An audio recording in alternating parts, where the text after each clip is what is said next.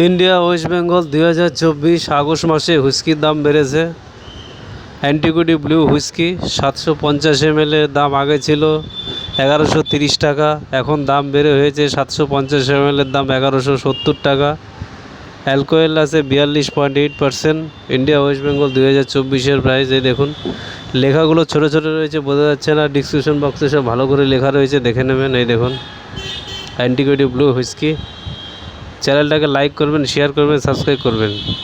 চ্যানেলটাকে লাইক করবেন, শেয়ার করবেন, সাবস্ক্রাইব করবেন।